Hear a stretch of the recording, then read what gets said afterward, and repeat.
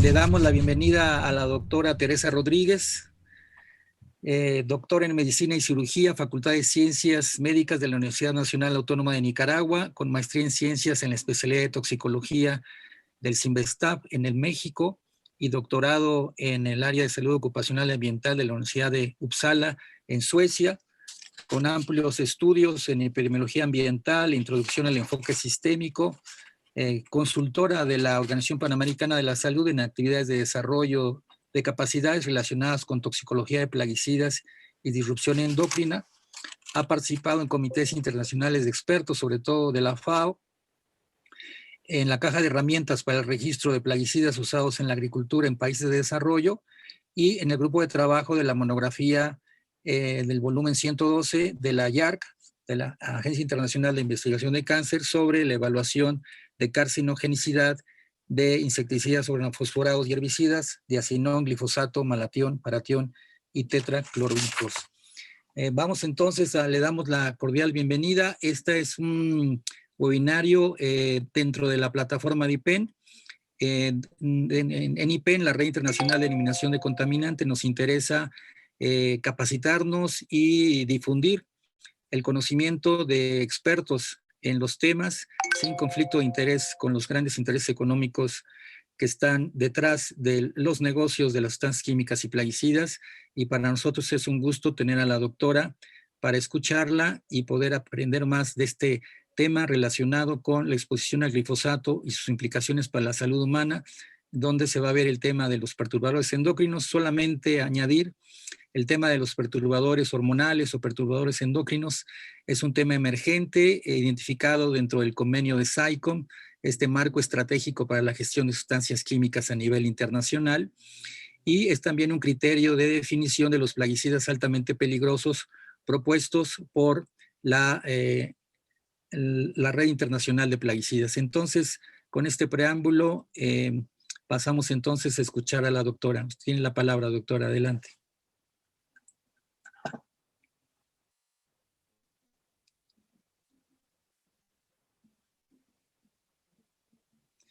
Doctora, no la Se escucho. me había interrumpido la conexión. Sí. Se me había interrumpido, ya, ahora ya estoy aquí. Adelante, Bien, doctora. vamos a tratar de hacer un resumen eh, lo más concreto posible de lo que se sabe del glifosato, y algunas cosas que tal vez a ustedes se les surjan durante la presentación, lo conversamos en la segunda parte de la reunión. Deme la primera diapositiva, Fabián, por favor. Bien, lo primero es por qué tanta preocupación con el glifosato, porque, por ejemplo, entró en la lista de los plaguicidas a ser evaluados, porque hay tanta atención sobre el glifosato en general, independientemente de la clasificación que hizo la Agencia Internacional del Cáncer. Entonces, por ejemplo, el glifosato está en dos listas, en la de la Agencia de Protección Ambiente de los Estados Unidos y en la de la Organización para la Cooperación Económica y Desarrollo como un agente de alto volumen de producción. De hecho, es el herbicida más vendido en el mundo y entonces todos los plaguicidas que son producidos a gran escala son sujetos de vigilancia por las agencias regulatorias. Entonces, como dije anteriormente, es un bestseller, era un éxito en venta por una serie de propiedades, digamos, que lo hacían, digamos, de fácil utilización para los agricultores y que también se acomodaba prácticamente a todos los cultivos que tenemos en América Latina y en Asia y en una parte de África. Entonces, prácticamente se podía utilizar desde en granos básicos, en frutales, en pasto, en oleaginosas, en cultivos genéticamente modificados, que fue realmente una de las razones de su formulación, ya saben ustedes, por Monsanto como Roundup. Y entonces este uso, digamos, ubicuito del glifosato en diferentes tipos de cultivos lo hacía estar presente prácticamente en toda la zona del mundo. Pero además de ese uso, hay un uso que es exclusivo en América Latina y es de que es el herbicida autorizado por la Agencia de Protección al Ambiente de los Estados Unidos para la destrucción de cultivos ilícitos. Entonces, en Colombia principalmente y la parte andina de América del Sur, se han aplicado masivamente cantidades inimaginables de glifosato para la destrucción de los plantíos de coca y de la amapola. Y tengo entendido que en el norte de México también se han hecho aplicaciones para la destrucción de plantíos de marihuana. La otra razón es de que es un herbicida que ha sido autorizado para fumigación aérea para un uso no como herbicida, sino como un madurante. Se usa para madurar la caña de azúcar, para aumentar el rendimiento de la caña. Y entonces, por ejemplo, en todos los países de Mesoamérica, que tenemos grandes plantaciones de caña, la aplicación aérea de glifosato ha hecho que se contaminen fuentes de aguas superficiales y de que una extensión enorme de población alrededor de las plantaciones de caña estén expuestas al herbicida, que no estarían expuestos de otra manera con el uso del glifosato en otros cultivos que se hace por aplicación manual o por una aplicación que es terrestre, no es aérea. Después de la clasificación de IAR hay una discusión abierta que ya lleva 5 años, si prohibir el glifosato o no prohibir. Entonces, la discusión se ha centrado en el cáncer. Hay una preocupación también por la disrupción endocrina, pero la disrupción endocrina es un efecto que no muchos entienden de qué se trata y algunos lo vinculan directamente con el cáncer y no es tan claro de que implica también otro tipo de efecto. Y hay una creencia firmemente arraigada en la población de Centroamérica de que está vinculado con la enfermedad renal crónica, la epidemia de nefropatía en mesoamericana. La siguiente, Fabián.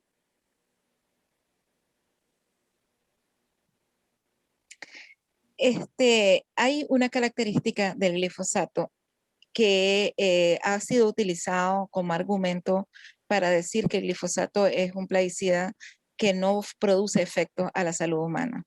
Y es de que es el único plaguicida registrado que su mecanismo de acción no es posible que ocurra en el ser humano.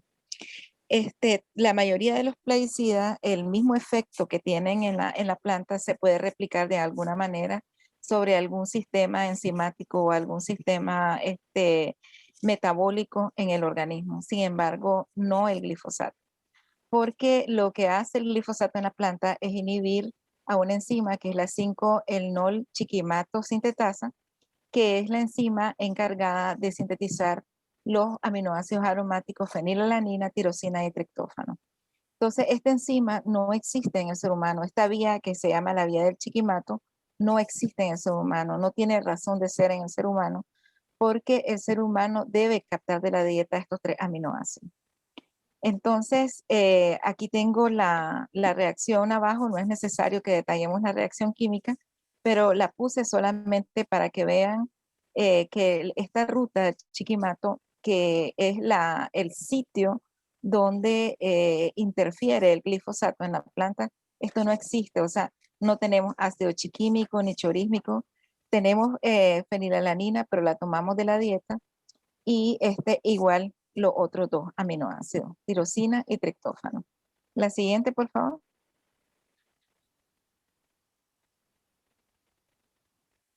Entonces, en humanos, como les decía, la tirosina se sintetiza a partir de la fenilalanina mediante una enzima que se llama fenilalanina hidroxilasa, que como ustedes pudieron ver en la reacción anterior no aparece en la ruta del chiquimato.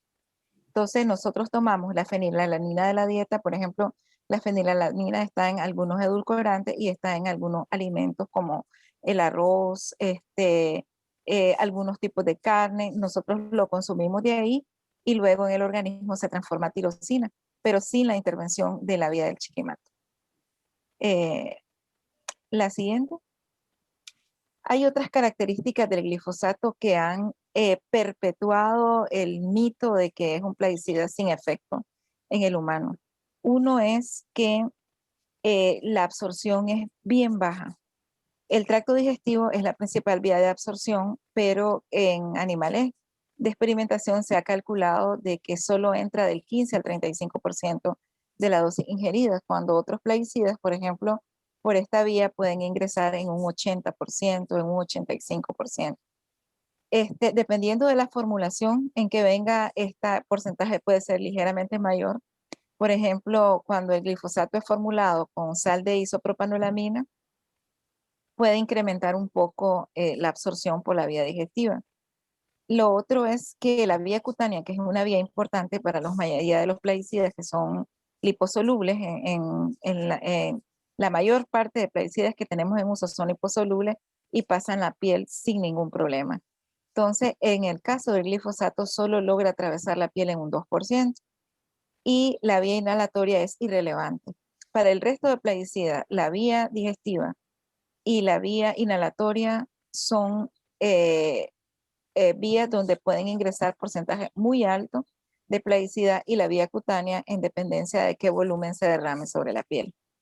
Pero en el caso del glifosato no entra, o sea, entran pequeñas cantidades por la vía inhalatoria, pero básicamente la presión de vapor es muy baja para volatilizarlo y que entre por la vía aérea. Entonces seguimos dependiendo para su ingreso de su presencia en alimentos o en agua para que pueda entrar por la vía digestiva. Y en cuanto a la distribución, tiene una afinidad bien alta por riñón, es el órgano en el que más se almacena y por eso muchas teorías se han postulado alrededor del rol del uso del glifosato en las plantaciones de caña, principalmente con la génesis de la epidemia mesoamericana de enfermedad renal crónica. Otros órganos donde se acumula son el vaso, el tejido adiposo y el hígado. La siguiente, por favor. En el ser humano el mecanismo de acción es desconocido, pero básicamente es desconocido, no hay ninguna confirmación de cuál es el mecanismo. Sin embargo, hay una teoría que dice que el glifosato interfiere con la fosforilación oxidativa en el organismo. Esta figura que yo tengo aquí a la derecha es la cadena respiratoria. La cadena respiratoria no se refiere a la respiración física de introducir aire por la nariz hacia los pulmones, sino la cadena respiratoria se refiere a la casa de cambio que tiene el organismo entre la energía que viene acumulada a los alimentos y la forma de energía que puede utilizar el organismo como energía metabólica. Entonces, usualmente nosotros consumimos hidrocarburos en forma de grasas, de carbohidratos y de proteínas. Entonces, durante la digestión de nutrientes, lo que hace el organismo es traer los enlaces de energía representados por lanzaderas de hidrógeno. Entonces, pero estos enlaces de energía no pueden liberar, digamos, la energía en la forma en que las células del organismo la pueden utilizar, que es en forma de una molécula que se llama ATP. Entonces, en la célula hay un organelo que se llama mitocondria, que es el que tenemos aquí dibujado, que tiene lo que se llaman sitios fosforilantes, que son los que están identificados ahí, que están dibujados en grande. No sé si ustedes logran ver mi cursor. Entonces, a estos son proteínas que contienen hierro, en su estructura se les llama citocromo. Entonces, esta estructura, estas proteínas, la función es quitarle a los hidrógenos que provienen de los alimentos la energía que traen almacenada utilizando un sistema que se llama de lanzaderas, que son estos que dicen NAD y FAT. Esos le extraen, digamos, la energía que contienen estos enlaces de hidrógeno y lo van transportando del sitio 1 al sitio 2, al sitio 3, hasta que llegue al sitio 4, que es donde esta energía contenida en los hidrógenos se transforma en ATP, mediante la incorporación de una molécula de fósforo a una molécula almacenada en el organismo que se llama ADP, adenosín difosfato, y se transforma en un adenosín trifosfato. Este ATP es la moneda circulante para el metabolismo celular. Entonces, bien, la teoría es de que lo que hace el glifosato es interrumpir este ciclo. Es decir, que cuando el glifosato actúa sobre las mitocondrias, lo que deja es al organismo incapaz de transformar la energía proveniente de los alimentos en energía utilizable por las células. Pasemos a la siguiente, por favor.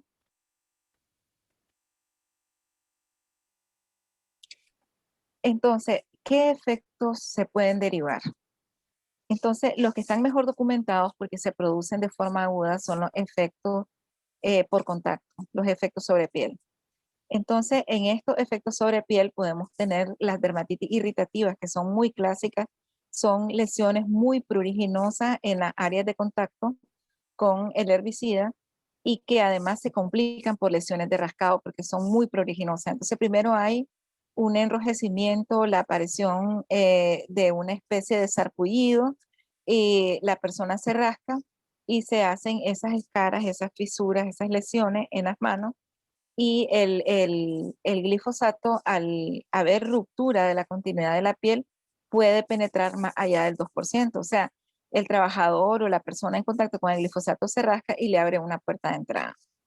El problema con este tipo de lesión de dermatitis irritativa, aquí tenemos 2 grados de la dermatitis. La que está abajo es la que se llama eczematosa, que tiene como escamas, como que la piel se está desprendiendo, y la de arriba es liqueniforme porque ya tiene lesiones de rascado. Entonces, el problema con este tipo de lesiones, si ustedes lo ven así, un médico que no tiene formación en toxicología ni en medicina laboral, lo primero que pensaría es que es hongo. Son lesiones que son muy similares a las lesiones producidas por hongos en la piel. Entonces, se entra en un ciclo donde el médico recomienda un fungicida y la lesión se agrava.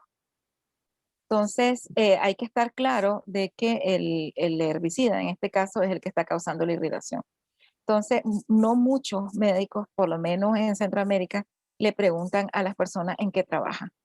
Entonces, llegan con las lesiones y asumen automáticamente que son lesiones por hongo. Los otros tipos de lesiones que produce el glifosato son los cambios de coloración. Estos tipos de lesiones se han observado muchísimo en Centroamérica en trabajadores de plantaciones de melón, porque las plantaciones de melón las rocían con glifosato antes del corte. Y entonces aparecen lesiones como las de arriba, que se llaman lesiones en lágrima o en gota de lluvia, que son especies de lesiones de despigmentación. Se ven blanquitas, manchitas, blancas en la piel, se ve como moteada, como si hubieran caído las gotitas del glifosato al rociar, pero en realidad lo que hay es una destrucción de las células productoras del pigmento de la piel. Y lo otro que se puede producir son lesiones que dan apariencia de que es una lesión por rascado y se producen en los pliegues. Entonces, en los pliegues podemos observar este tipo de coloración oscura, que puede ser café o gris oscuro, y en algunas veces se humedece por la presencia de sudor en el pliegue y se fisura. Y cuando se fisura también le abre una puerta de entrada al glifosato. Si no se fisura es simplemente un problema estético, pero si se fisura entonces es un problema más grave. Y las otras 2 lesiones que tenemos a la derecha son lesiones mucho más graves, es el eritema multiforme.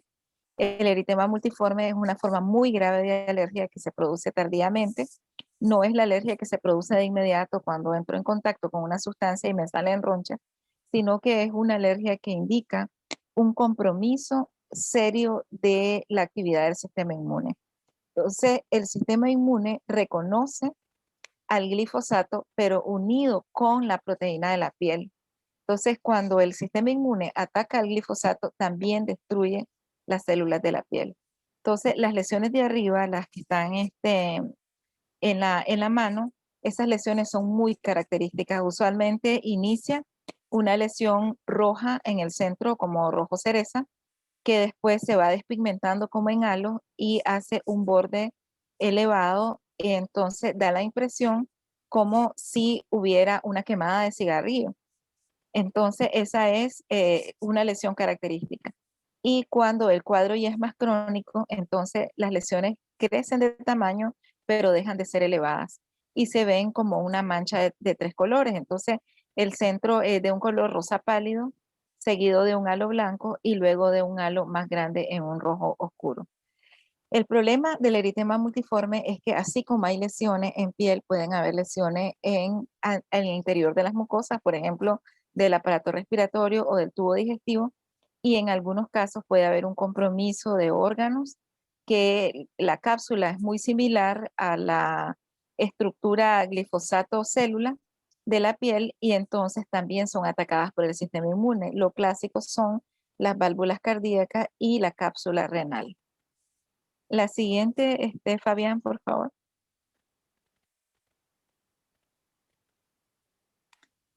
También es un irritante para las vías aéreas superiores. Si ustedes pueden ver la garganta que está abajo, ustedes me pueden indicar si ven el cursor. ¿Se ve el cursor, Fernando? No se ve, Sí, se ve, doctora. Yo, doctor. Se ve, pero Ok, con cierta distancia entre lo que usted lo hace y se ve ahí, hay un lapsus que no. ok, entonces mejor que lo controle Fabián. En la garganta que tenemos abajo, no sé si ustedes logran apreciar unas manchas mucho más rojas que se ven como elevadas en la pared posterior y en la amígdala. Entonces, esas son lesiones clásicas por glifosato. Entonces, parecen quemaduras. Y una vez que se produce la lesión, se eleva un poco. Se nota que hay, digámoslo así, como una especie de pápula en la mucosa. Y en la parte de la nariz, la nariz se ve eritematosa y con cornete hipertrófico.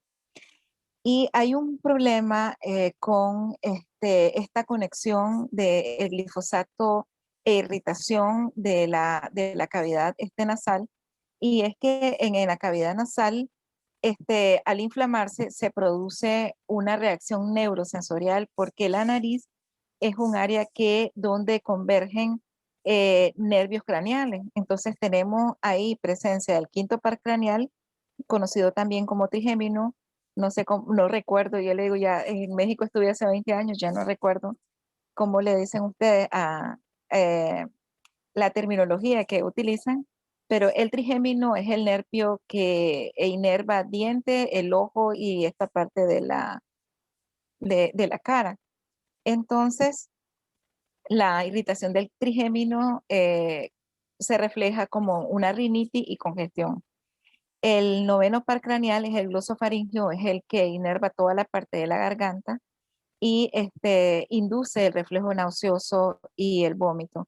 Y luego el vago, que también es eh, conocido, creo que en México le dicen neumogástrico, es el que me inerva todos los aparatos y sistemas, o sea, respiratorio, digestivo, geniturinario, órganos sexuales. Y entonces en este contexto él me va a producir el reflejo de la tos. El siguiente.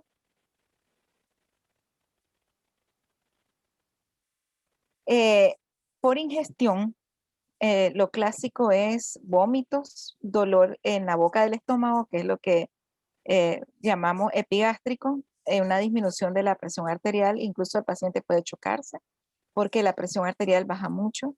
Se puede producir una falla renal aguda. En el dibujo que ustedes tienen a la derecha, ustedes ven una flechita rosada donde me dice lesión tubular.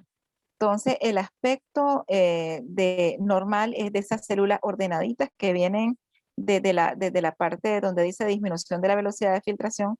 Entonces, ahí ustedes ven que las células vienen bien acomodaditas y de repente hay un desorden, porque hay una destrucción de esta estructura, eh, se le llama piramidal, una célula encima de la otra. Y entonces, al producirse esta lesión tubular, entonces se produce un fallo renal agudo. Si fíjense bien, agudo. O sea, es inmediato. O sea, se da una exposición al glifosato y el riñón falla. No es la nefropatía crónica de la epidemia, es un fallo agudo. Pero la pregunta es, ¿qué pasa, por ejemplo, con los trabajadores que se exponen día tras día? O sea, ¿puede este fallo agudo sumar uno tras otro y llevarnos al fallo crónico? Entonces, esa es la pregunta que hay en relación a la nefropatía mesoamericana. Y lo otro que puede producirse por ingestión es un distrés respiratorio, es una dificultad seria para respirar, que puede ser incluso letal. La siguiente, por favor. Bien, entonces vamos a hablar de los efectos a largo plazo. Para todos los plaguicidas, los efectos a largo plazo son un dolor de cabeza. Primero, porque hay muchos factores que pueden producir los efectos. Entonces, los plaguicidas no son la única exposición. Las personas estamos expuestas a muchas cosas, a la contaminación atmosférica, estamos expuestas a todos los productos químicos que usamos habitualmente como productos de limpieza, aditivos de alimentos, productos de higiene personal, todos los colorantes y todo lo que le administran, por ejemplo, a los animales de donde tomamos la carne, todo eso son factores que nos pueden llevar a los efectos crónicos, los estilos de vida, si fumo, si uso drogas, si soy obesa, si no hago ejercicio, todo eso influye en los efectos crónicos. Entonces, los efectos crónicos son siempre un dolor de cabeza a la hora de evaluar el riesgo por exposición a una sustancia. Es mucho más claro el efecto agudo porque veo el contacto y veo el efecto. Entonces, para convertir en evidencia para la toma de una decisión, la información disponible sobre efectos crónicos de una sustancia, yo debo de clasificar los tipos de documentos que tengo y los criterios de calidad que le debo aplicar. Entonces, los tipos de documentos que yo puedo consultar son los artículos de estudios experimentales, los artículos de estudios epidemiológicos y documentos y evaluaciones de agencias regulatorias. Hoy en la mañana yo les comentaba en el tema de disrupción endocrina que en América Latina nosotros tenemos la costumbre de documentar todo en gris. En gris quiere decir que no está publicado en la literatura internacional.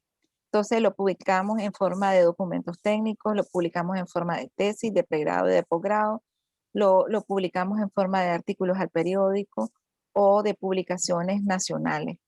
Pero existe muy poca cultura. Yo creo que en México no, pero la mayoría de los países latinoamericanos tienen muy poca cultura de publicar en la literatura internacional los hallazgos.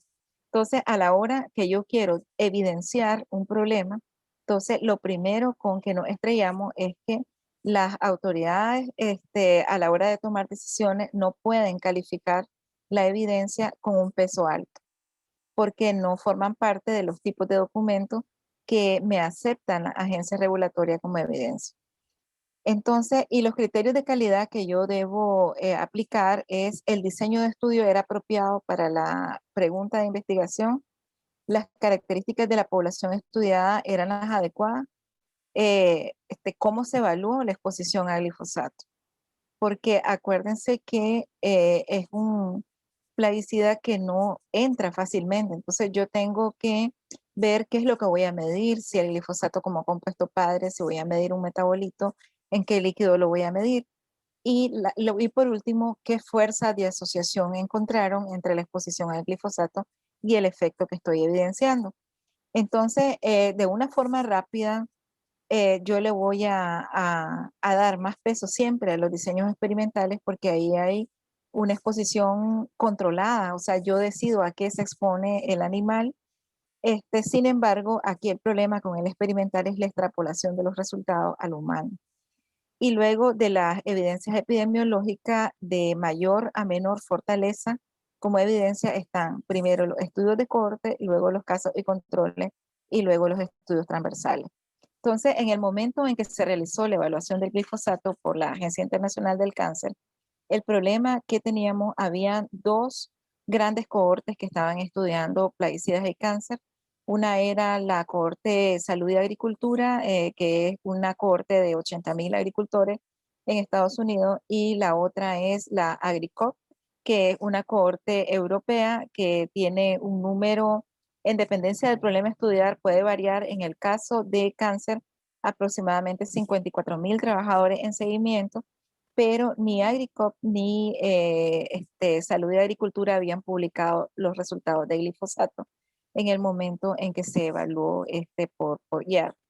Entonces, básicamente, en el momento de la evaluación se contaban solo con estudios de casos y controles y estudios transversales. Entonces, como ustedes ven, bueno, y habían los estudios en animales que son los experimentales. Entonces, si ustedes ven en la cadena de seguimiento de la evidencia, teníamos en ese momento un faltante, que eran los estudios de cortes, que son dentro de los estudios epidemiológicos los que nos dan la mejor evidencia. La siguiente. Entonces, ¿qué hay de la relación del glifosato con el cáncer? Entonces, hay diferentes tipos de agencias que evalúan la carcinogenicidad de la sustancia. Entonces, hay organismos gubernamentales como la Unión Europea, la Agencia de Protección al Ambiente de Estados Unidos y el Programa Nacional de Toxicología de Estados Unidos. Los organismos gubernamentales, la pregunta que ellos responden cuando hacen sus evaluaciones es, para mi población, ¿existe un riesgo real de que ocurran casos de cáncer cuando se exponen al glifosato? Entonces, fíjense bien que la pregunta es para mi población en mis condiciones de uso. Entonces, muchas veces nosotros decimos, pero la EPA dice que no es carcinógeno. La EPA dice no hay riesgo para la población estadounidense. Eso es lo que dice la EPA. O sea, los números hay que entenderlo en el contexto de quién nos está dando.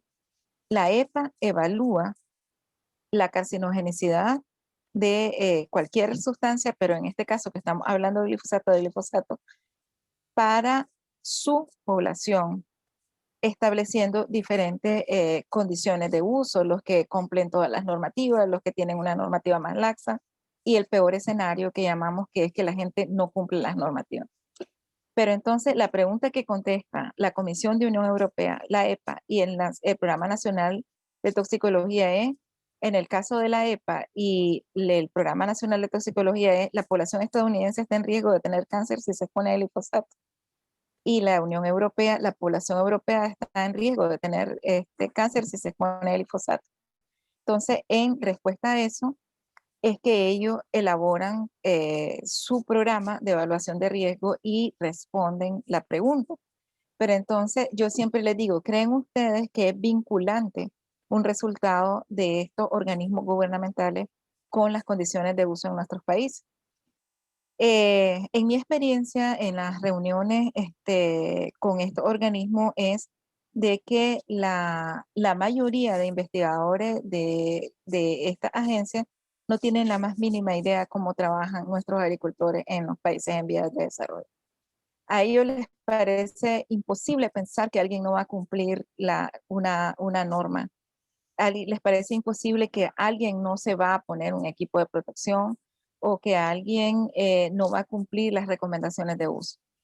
Entonces, es impensable en estos países que alguien va a infringir la ley para utilizar una sustancia. Entonces, no tengo ninguna necesidad de contarles a ustedes qué es lo que pasa en nuestros países, ¿verdad? Porque lo conocemos perfectamente bien. Entonces, tenemos, por otro lado, lo que se llaman organismos técnicos de carácter independiente.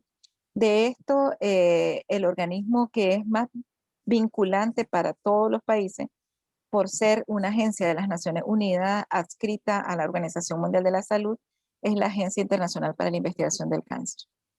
Pero también está la Fundación Alemana para la Investigación, el Buró de Salud de los Países Bajos y la Conferencia Americana de Higienistas. Entonces, los organismos técnicos de carácter independiente, la pregunta es, ¿la molécula de el glifosato, en este caso, es carcinógena o no? Entonces, fíjense bien que la pregunta es diferente. Los organismos técnicos de carácter independiente dicen, ¿el glifosato puede causar cáncer? ¿Sí o no? Los organismos gubernamentales dicen, ¿hay un riesgo de que mi población se enferme de cáncer si se expone al glifosato? ¿Sí o no? Entonces, en nuestros países, nosotros deberíamos de partir de las respuestas de los organismos técnicos de carácter independiente, pero los organismos técnicos de carácter independiente no son de cumplimiento obligatorio legalmente, porque no son autoridades regulatorias.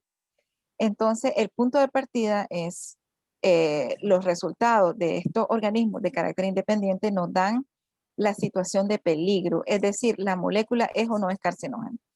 Y nosotros en cada uno de los países tenemos que hacer nuestra propia evaluación de riesgo. Nosotros tenemos que hacer en México, en Nicaragua, en Guatemala, lo que hace la EPA, preguntarnos, ¿la población mexicana en condiciones de uso del glifosato en México está en riesgo de tener cáncer? Entonces, eso le corresponde a los organismos gubernamentales del país y es decisión del país si ellos asumen o no asumen ese riesgo para su ciudadano. Entonces, la agencia solamente, en el caso pues, de IAR, solamente nos demuestra que según el peso de la evidencia disponible al momento de la evaluación, si hay suficiente evidencia para decir que esa molécula es carcinógena. Si ese cáncer se va a materializar o no en la población de un país X, Y o Z, eso lo debe evaluar el propio gobierno del país. La siguiente, por favor.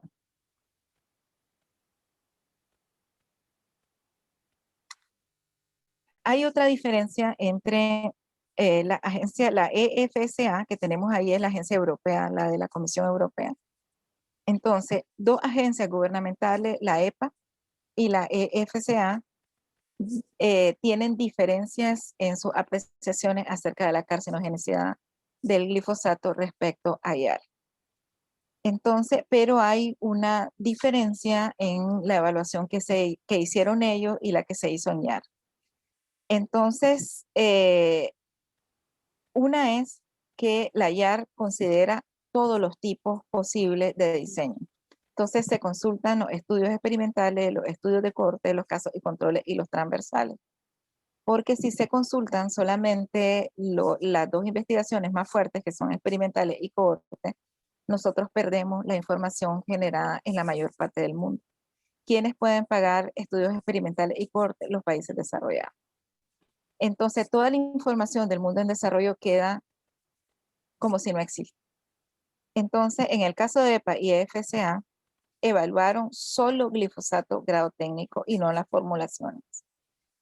Y en el caso de IAR se evaluó también las formulaciones y también el principal metabolito del glifosato, que es el AMPA, porque el AMPA puede estar presente en el ambiente por sí mismo y también puede generarse como un metabolito del glifosato y tiene una toxicidad intrínseca el propio AMPA. Entonces, esas son las diferencias y por tanto, yo no esperaría que si yo estoy introduciendo información diferente, me dé resultados iguales. Entonces, es habitual que haya una diferencia entre la clasificación de IAR y la clasificación de las agencias gubernamentales. Primero, porque la pregunta es distinta. Y segundo, porque los criterios de selección de los estudios son distintos. La siguiente, por favor. El glifosato no es el único caso. El glifosato fue el caso que trascendió a la prensa por el hecho de que Monsanto reaccionó de inmediato ante la clasificación, señalando la diferencia con otras agencias. Pero no es el único caso donde la clasificación de carcinogenicidad es diferente entre IAR y las agencias gubernamentales. Entonces, hay un mito urbano que se generó después de la publicación del resultado de la evaluación del glifosato, donde dice que IAR en 8 días decide si una sustancia es carcinógena o no. Entonces, el proceso de selección de la información dura 1 año. Usualmente IAR contacta a los que ellos proponen como miembros del equipo de trabajo 1 año antes de la evaluación. Se hace todo el estudio de la persona en cuanto a si tiene conflictos de interés. Uno no puede estar vinculado con la molécula ni desde el punto de vista de la industria, ni desde el punto de vista de un compromiso, por ejemplo, militante, por ejemplo, que se haya demostrado públicamente el interés de alguna manera de que la molécula se prohíba.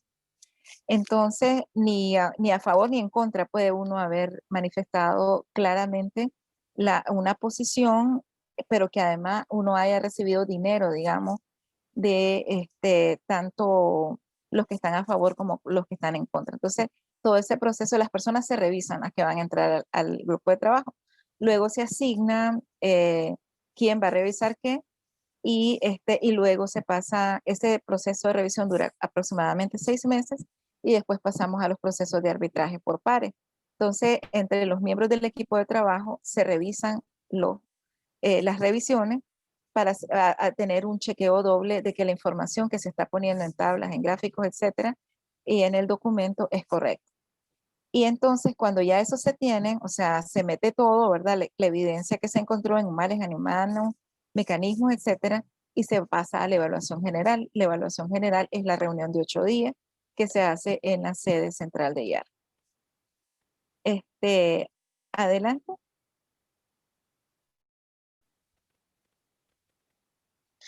En ese momento de la evaluación del glifosato, esta era la tabla vigente. En la actualidad, esta tabla está ligeramente modificada porque se introdujo en los criterios la parte de los mecanismos. En ese momento, en 2016, bueno, se inició la evaluación en 2015 y se publicó en 2016. Esta era la tabla con que se hacía la clasificación. Entonces, se clasifica la evidencia humana en suficiente, limitada, inadecuada, y la evidencia en animales como suficiente, limitada, inadecuada.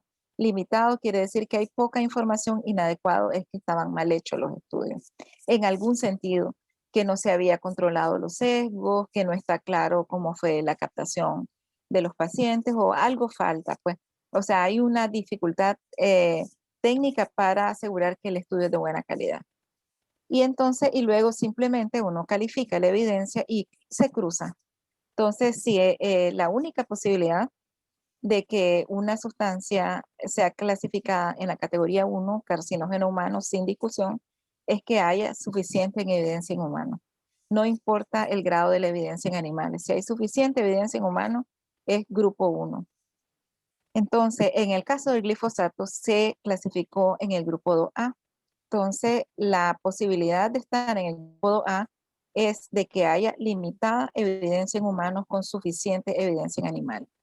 Este fue otro punto de discusión. Por ejemplo, la industria decía, por ejemplo, se clasificó como carcinógeno con solo 6 estudios positivos en humanos. De hecho, la categoría 2A me está diciendo de entrada que la evidencia en humanos es limitada, porque si hubiera habido evidencia humana suficiente, se hubiera clasificado de una vez en el grupo 1. Luego, la 2B, que es carcinógeno posible, entonces es cuando hay evidencia limitada en humanos y limitada e inadecuada eh, en animales. Y luego, o puede ser que haya inadecuada evidencia en humanos y suficiente en animales. Y luego está el grupo no clasificable, que es cuando tenemos inadecuada evidencia en humanos y limitado e inadecuada evidencia en animales. Entonces, no podemos hacer nada. Hay pocos estudios en animales nada más y los estudios que hay en humanos y en animales no cumplen los criterios de calidad. Entonces, no podemos hacer nada, no podemos clasificar. Eso quiere decir el grupo 3. Entonces, en el caso del glifosato, pase a la siguiente.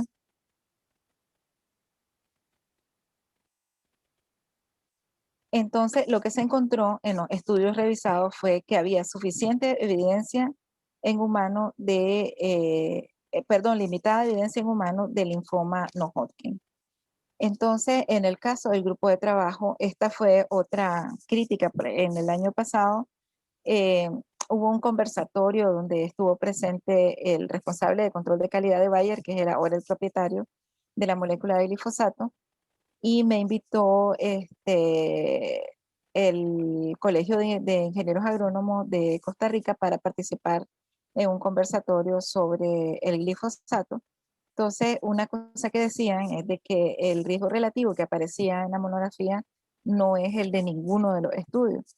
Entonces, el riesgo relativo que aparece es el metaanálisis realizado por el grupo de IAR. O sea, se agarraron los 6 estudios que en ese momento habían y se sacó un riesgo relativo general para los 6 estudios.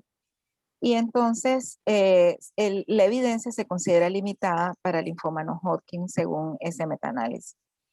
Y en el caso de evidencias animales, había suficiente evidencia de carcinoma de células de túbulos renales, hemangiosarcoma, adenoma de los islotes pancreáticos, tumores de piel y adenoma de células paratiroides.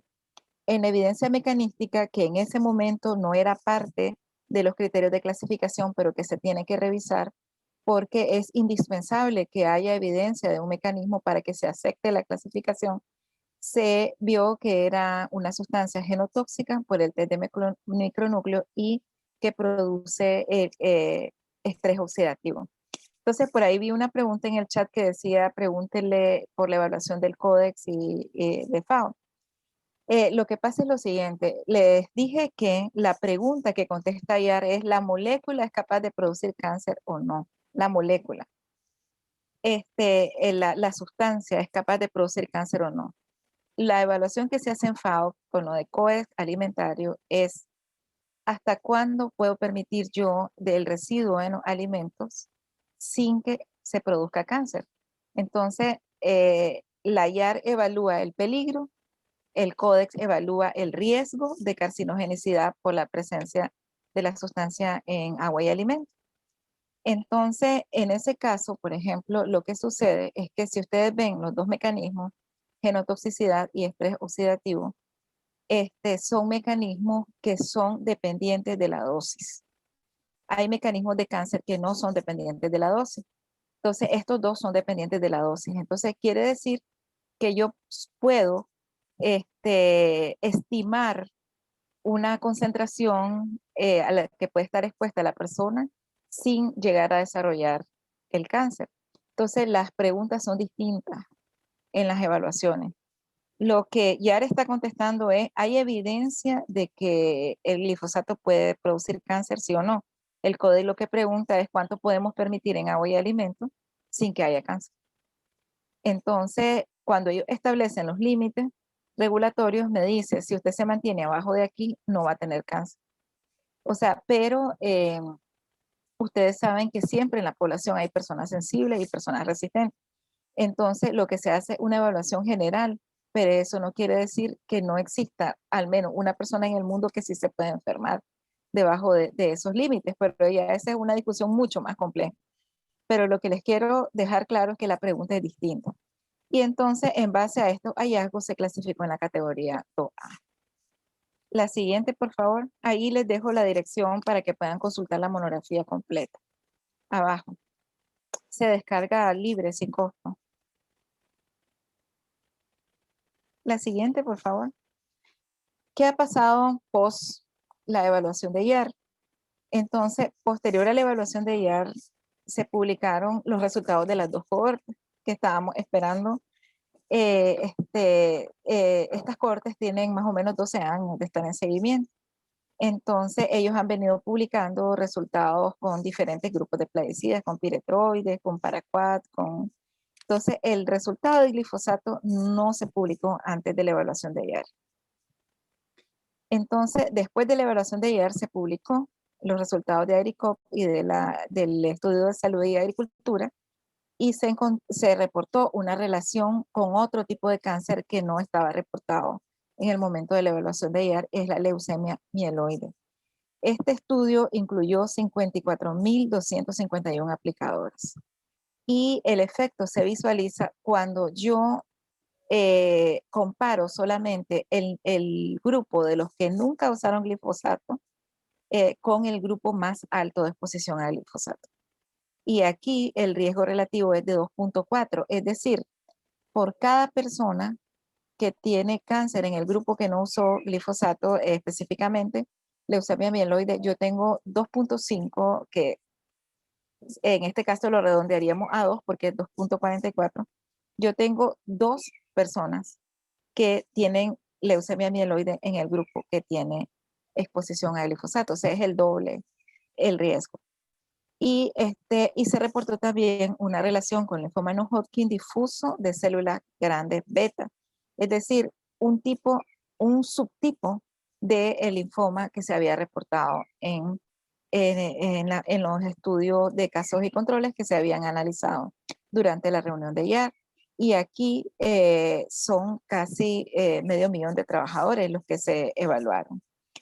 Y la relación en el caso del linfoma no Hodgkin de células beta está casi alcanzando la significancia estadística, porque el intervalo de confianza no debe contener el 1, pero en este caso está en el límite. Entonces, el argumento en la discusión que tuvimos en la reunión esta del Colegio de Ingenieros en Costa Rica, el responsable del control de calidad de Bayer decía que no hay evidencia porque los intervalos de confianza no aseguran la significancia estadística.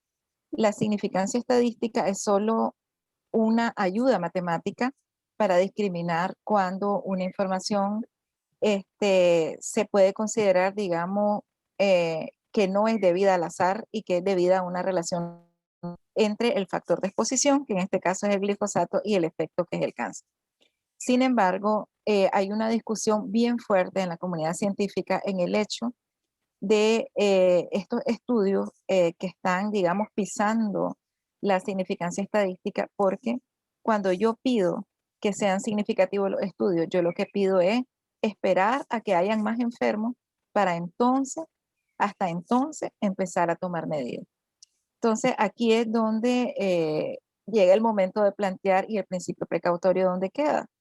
O sea, si yo tengo relaciones que me están diciendo, o sea, aquí, por ejemplo, en este caso, en los dos casos, lo que me está diciendo es, por un lado, de que hay más trabajadores enfermos de estos tipos de cáncer en los que están expuestos al glifosato. Pero además la matemática me dice que estoy muy cerca de la significancia estadística. Yo creo que pedir más que eso ya no sería preventivo. O sea, si yo espero hasta que el valor de P y el intervalo de confianza me digan que el 100% se explica solo por la exposición al glifosato, entonces nunca voy a tomar medidas preventivas. Entonces, en mi opinión, estos resultados son suficientes para confirmar la clasificación que se hizo en IAR hace 5 años. La siguiente, por favor.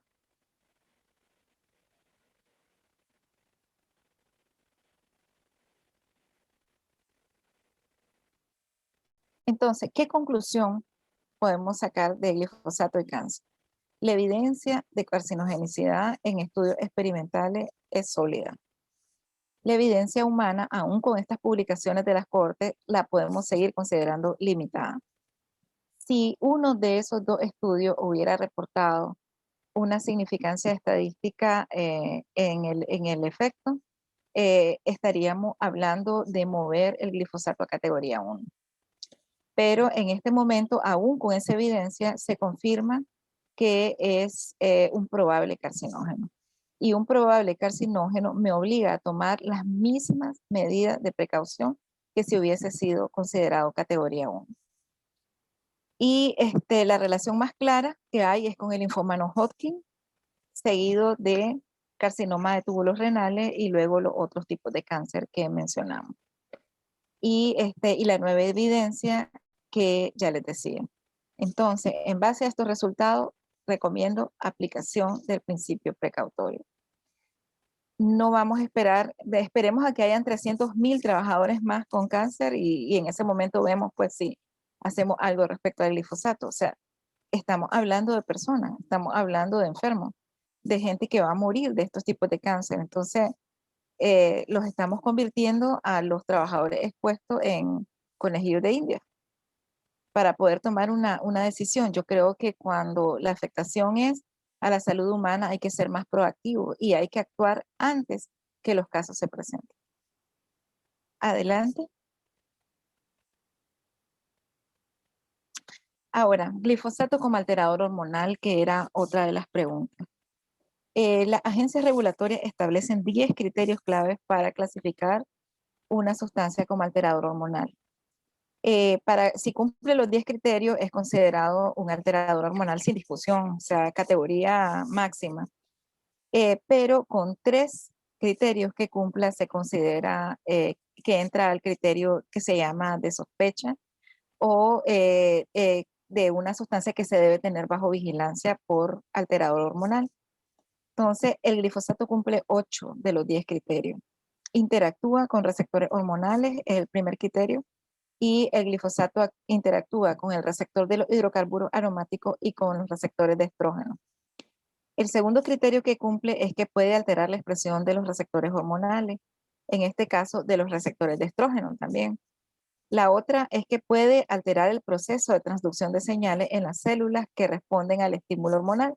Entonces, en este caso, el glifosato induce la expresión de las proteínas relacionadas con la señalización de la hormona, pero también disminuye la regulación del calcio en las células de Sertoli del testículo. y esto hace que la célula de Sertoli no sea capaz de madurar adecuadamente el esperma. Entonces está alterando la traducción de las señales desde el receptor hasta la célula. Siguiente.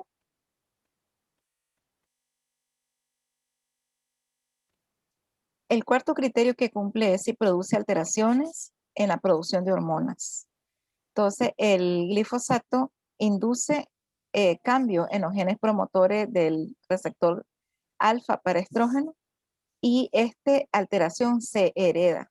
Entonces, puede aparecer transgeneracionalmente. El papá se expuso y lo tiene el hijo y lo tiene el nieto. Y también produce una circulación de ADN aberrante en el hipocampo, que es sistema nervioso central. Luego, el quinto criterio que cumple es que puede alterar la síntesis de hormonas. Aquí hay un efecto que es específico a la formulación de Monsanto, que es Roundup, y es que disminuye la síntesis de la hormona adrenocorticotrópica, que es la hormona que estimula la producción de corticosteroides por las glándulas suprarrenales. Los corticosteroides son importantes porque son los que regulan el apetito, el ciclo sueño-vigilia y son los responsables de la respuesta ante el estrés. El sexto criterio que cumple es que puede alterar el transporte de las hormonas a través de la membrana. El glifosato altera la expresión de genes que codifican los transportadores para las hormonas tiroideas. Entonces, y las consecuencias de esto es grave porque, por ejemplo, en el embarazo el niño es dependiente de la presencia de una de las hormonas tiroideas, que es la T4, para madurar su sistema nervioso central.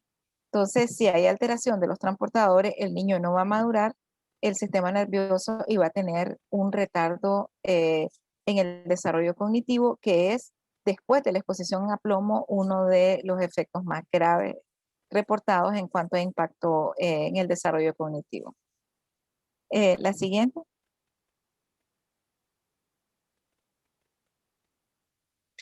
Luego, altera la distribución a los niveles circulantes de hormonas. Entonces, la respuesta es sí. Disminuye los niveles de testosterona y de progesterona. La testosterona es una hormona masculina y la progesterona femenina.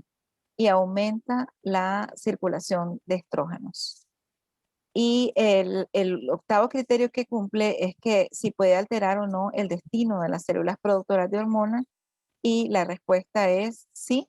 Induce proliferación celular, produce una alteración del esqueleto óseo por osteoporosis, altera lo que es la desidualización uterina, que consiste en que cuando el óvulo fecunda al espermatozoide, las células embrionarias invaden el útero materno para poder agarrarse al útero y poder desarrollarse sin caer.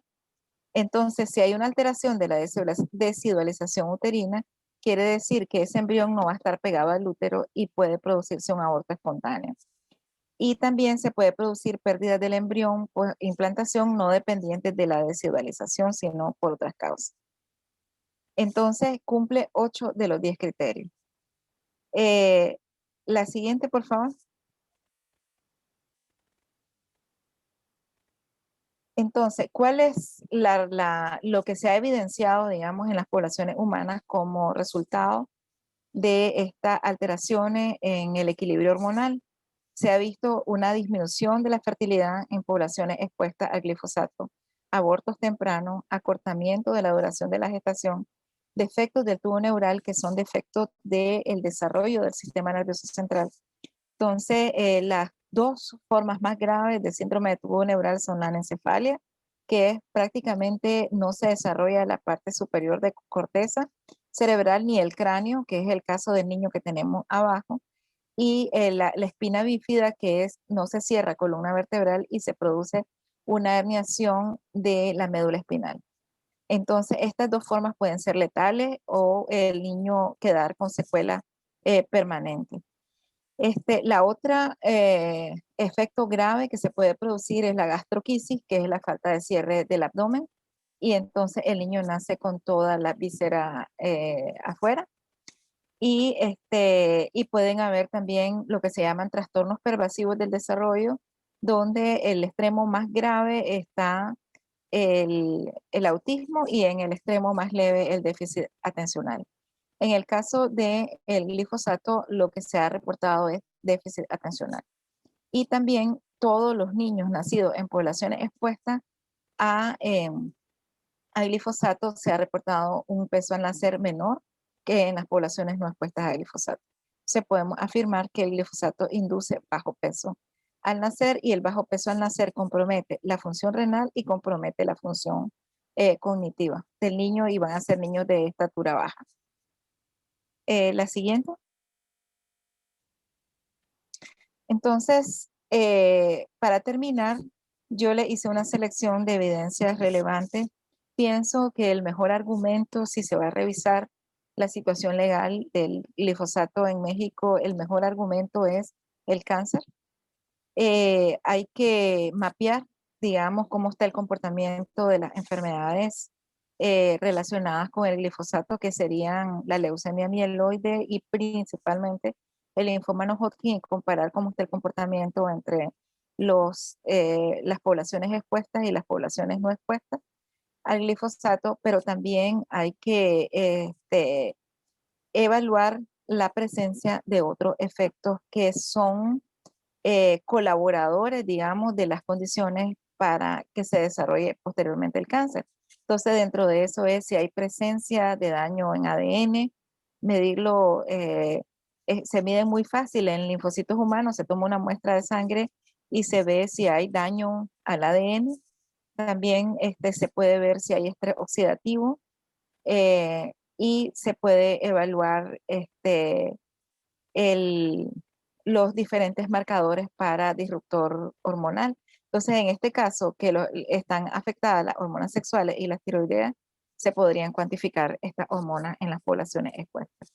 Y obviamente buscar todos los otros efectos que les mencioné, pero creo que el argumento más sólido para decidir restricción, prohibición, salida escalonada, es el estado de la relación del glifosato con cáncer en México, en las condiciones de uso en México. Y entonces les dejo la referencia de las dos que están en azul, son las evidencias de las dos grandes cohortes que son los estudios más sólidos para glifosato. La siguiente, creo que ya no hay más, creo. Sí, son referencias. Creo que eso era lo que hacía. Entonces, muchísimas gracias y podemos conversar.